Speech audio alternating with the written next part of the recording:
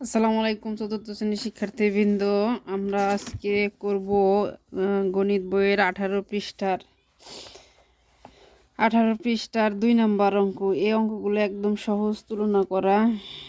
আমরা গত ক্লাসে যেরকম অঙ্কটা করেছিলাম ঠিক এই ক্লাসে সেম অঙ্কটাই এরকম বৃহত্তম কাঠগুলো ব্যবহার করে বৃহত্তম ক্ষুদ্রতম সংখ্যা, এখানে কাঠগুলো ব্যবহার করে বৃহত্তম সংখ্যা তৈরি করব, জোড় সংখ্যা তৈরি করব এবং বিজোড় সংখ্যা তৈরি করব। প্রথমেই আমরা বইয়ের এই খাতায় কাঠগুলোকে উঠিয়ে নেই। সংখ্যাগুলো 2 নং প্রশ্নের সংখ্যা,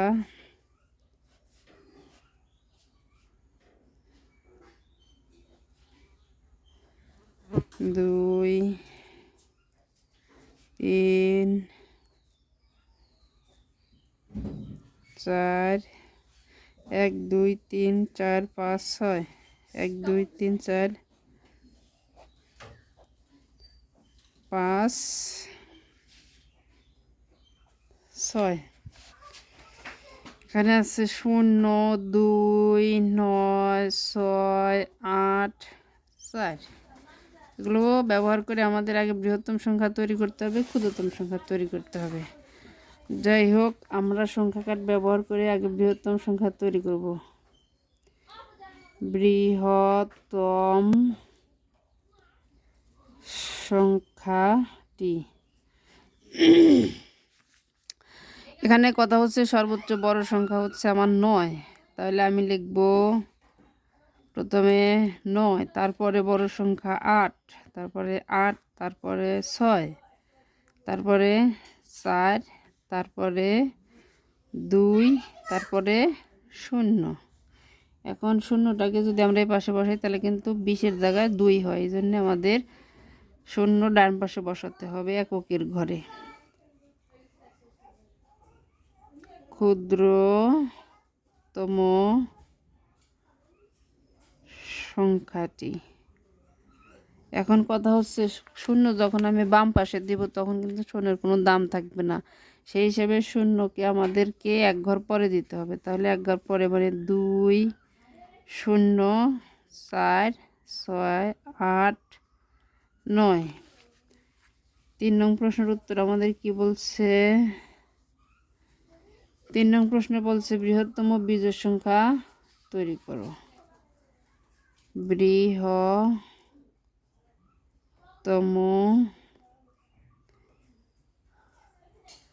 বিজোড় সংখ্যা।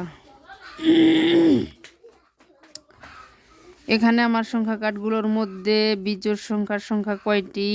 9, এবং শুধু একটি মাত্র বিজোড় সংখ্যা আছে, সেটা হচ্ছে 9।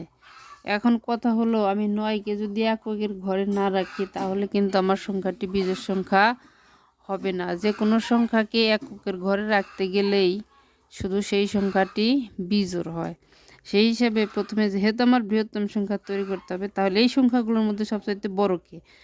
এই সংখ্যাগুলোর মধ্যে বড় সবচাইতে 8, তারপর 6, তারপর 4, তারপর 2, তারপর 0। এখন এই 0-র পরে আমাদের 9 লিখতে হবে। কেন লিখতে হবে? এই সংখ্যাগুলোর মধ্যে সবচেয়ে একটি সংখ্যাই হচ্ছে বিজোড়, সেটা হচ্ছে 9। সেটাকে যদি আমি এককের ঘরে রাখতে পারি ঠিক তখনই আমার এই সংখ্যাটি বিজোড় সংখ্যা হবে।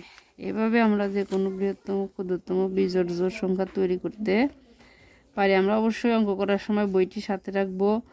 ক্ষুদ্রতম